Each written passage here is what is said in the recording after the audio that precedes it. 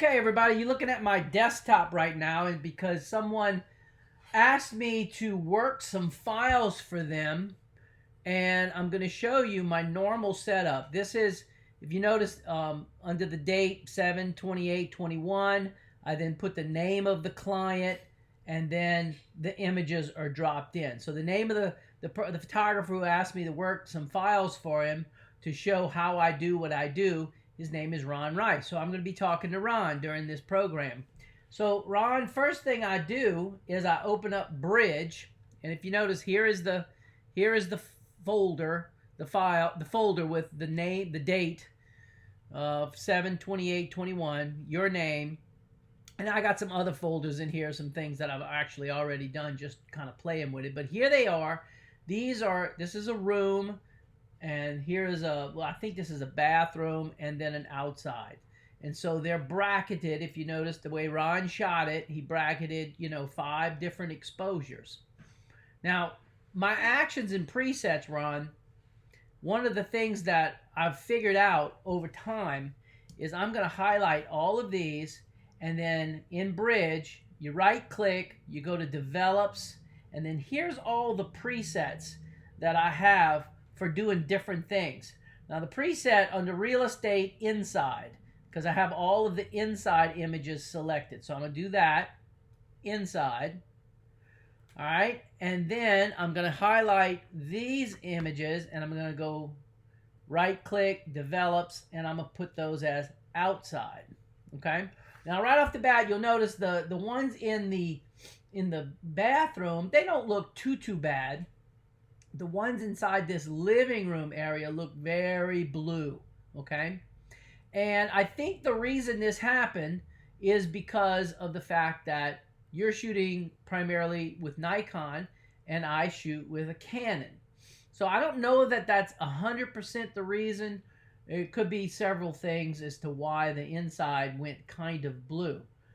But the first thing I'm going to do is, of the 5 images, this is the one. This one's the darkest. Then this one's next. This one would be normal. And then a little bit more exposure, and then this one is the brightest. So the second one from the brightest, 1 over normal, I'm going to select that image, and I'm going to double click it so that it opens up into Adobe Camera Raw.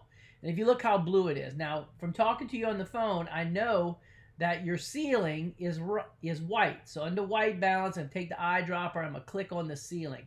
And that quickly brings my color very close into balance. So what I usually do at this point is I click by the windows, I click underneath the light, I click away from the light, I click in different areas, because some of the yellow or orange cast that's going to come from this ceiling fan is going to shift that color a little bit. So I'm clicking around in different spots until I find that looks pretty good, and I'm going to go done.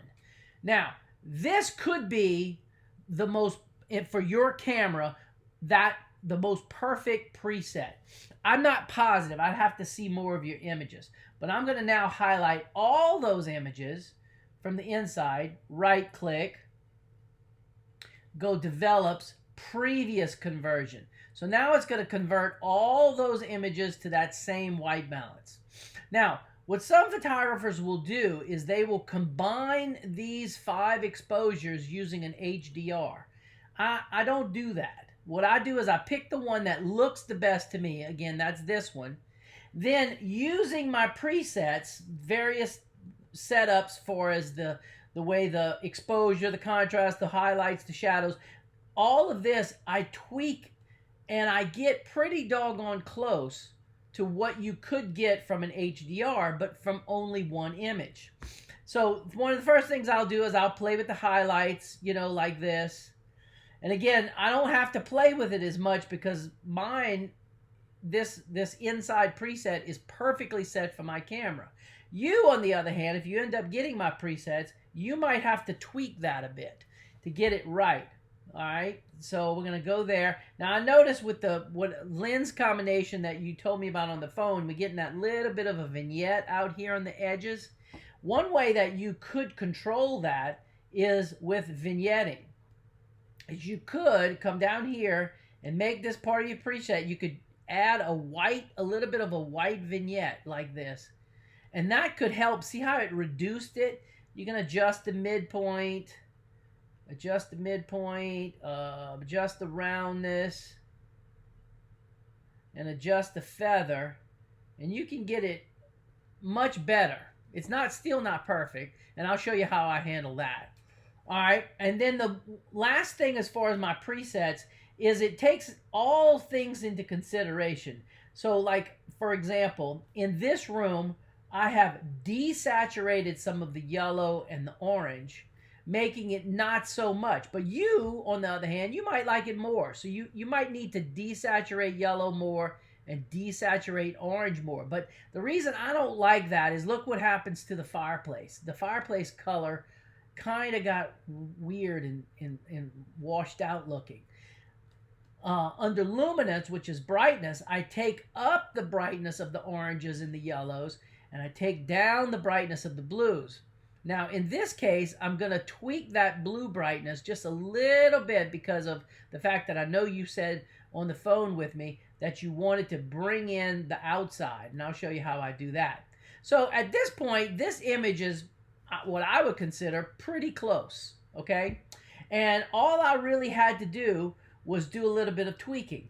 Now, if by chance you want to make your own preset, all right, what you could do now at this point is you could save this preset off. And let's see, that is, it's been so long since I made a preset that I'm going to have to think about it. Let's see, it's under right here. This little circle, two circles coming over each other, presets. So what I could do is I could come over here and I could create a preset. So that's something you may want to do, or you may want to tweak my presets, but that's up to you. All right, so we're going to click done. All right, so now this one is done.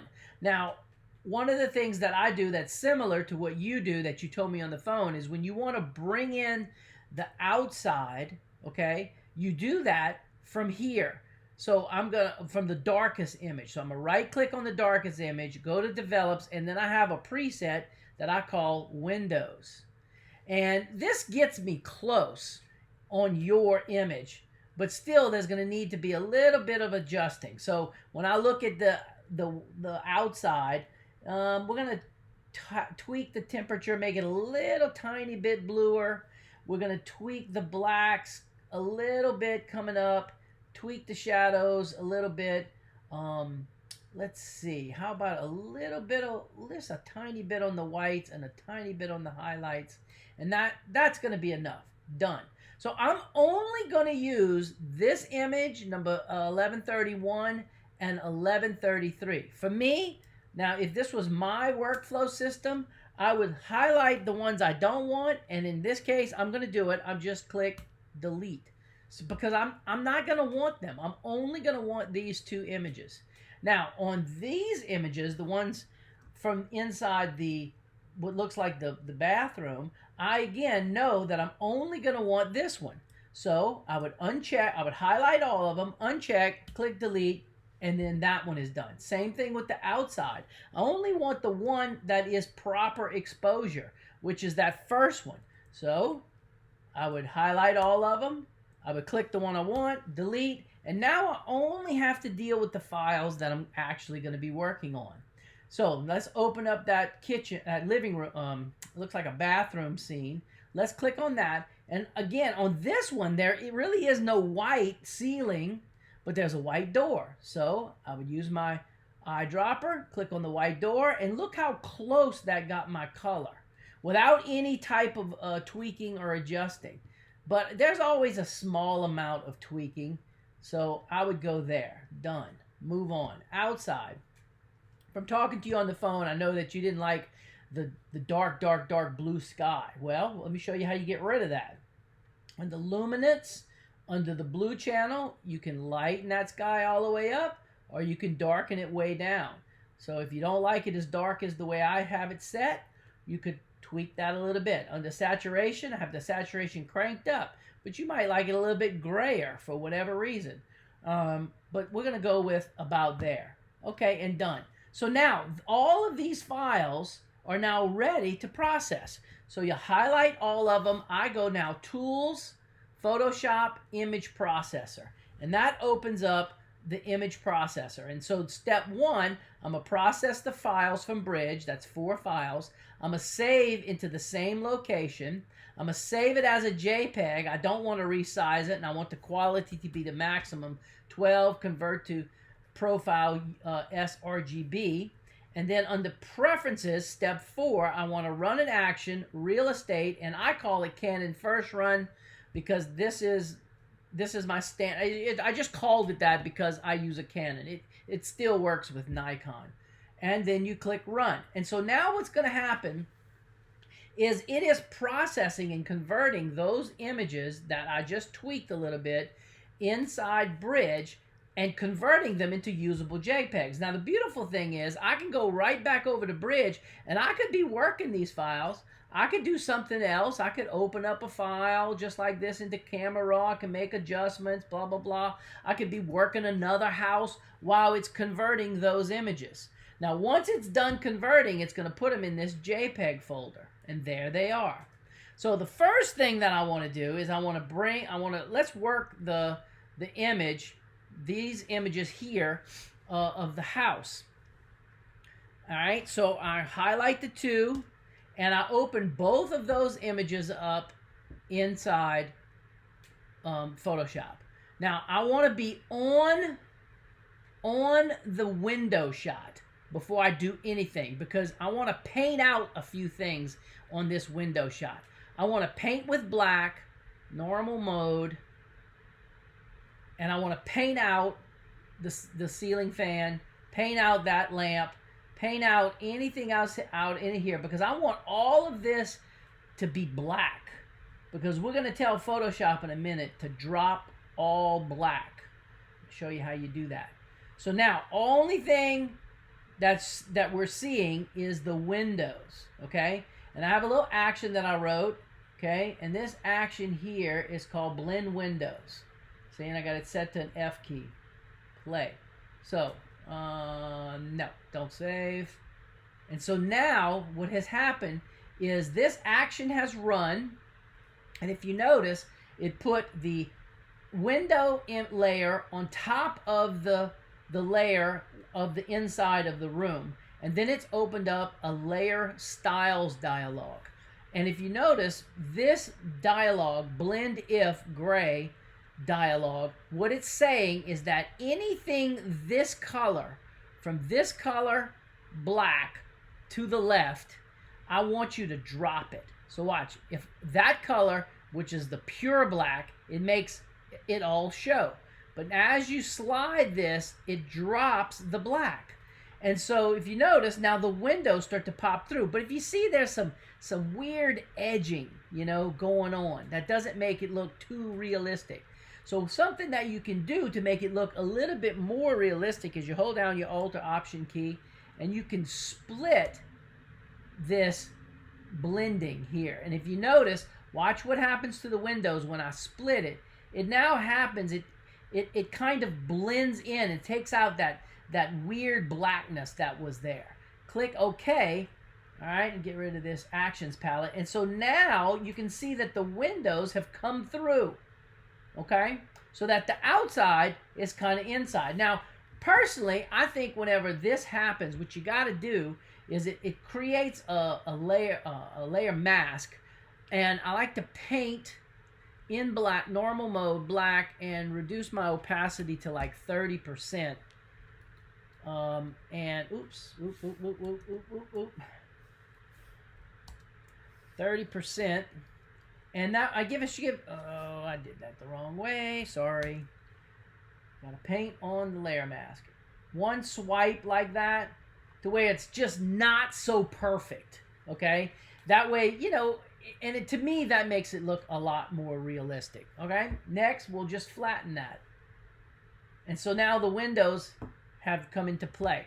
Now, another thing that I do is I look for, you've got nice straight lines here. Like, look, that's all these vertical lines looking real good. Watch, I'll put a ruler right there. Nice vertical lines. So none of this needs to be tweaked. All those vertical lines look great. However, that vignette is still kind of popping in. And here's a little trick that I do to get rid of that. I go to my dodge tool in shadow mode with protected tones checked. And I wipe that corners. And look at that. It just gets rid of those shadows. Right in there and right in there. So now that takes care of your shadows and makes it a little bit more realistic. And if you feel like that ceiling needs a little bit of adjusting, maybe out here in the corner needs a little bit underneath the table, just to kind of blend it a little bit. And I think that looks much better. Now here's another action I wrote, and it is make fire, play. And it literally does that. You hit play, it runs the action and makes fire. Now let me zoom in so as to put some fire in that little fireplace. And you know, you just kind of move it around until it looks real. I'm holding down the command key right now, or control key in Windows. And I make my fire look just like that. And there we go. Back to where we were. But now the fire layer, you see it's a layer, so we'll just go ahead and blend that down. And that's looking pretty good to me.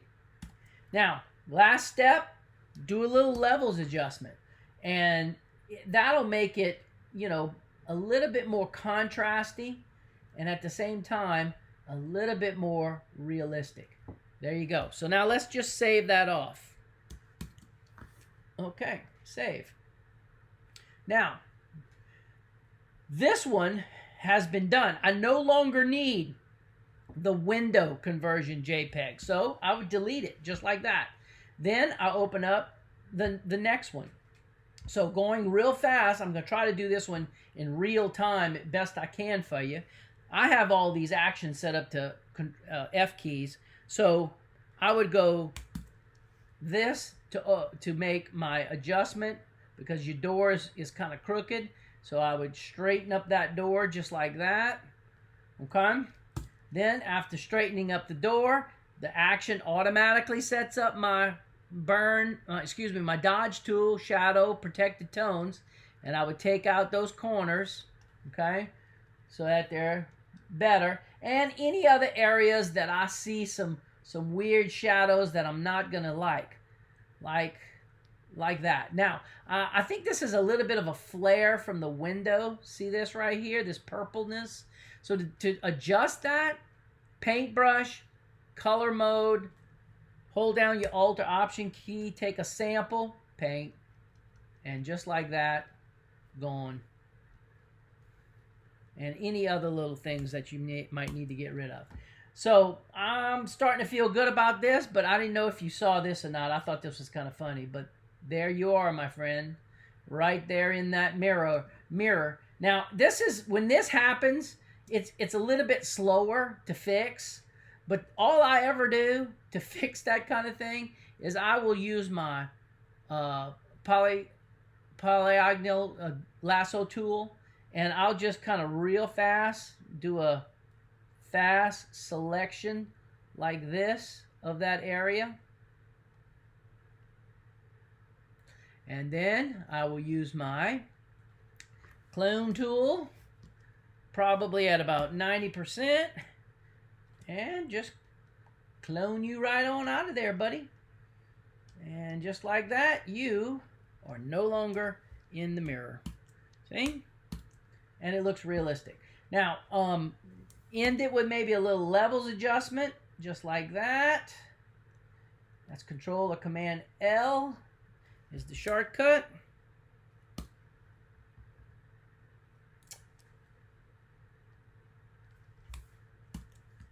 Yeah, I like that. Save it off.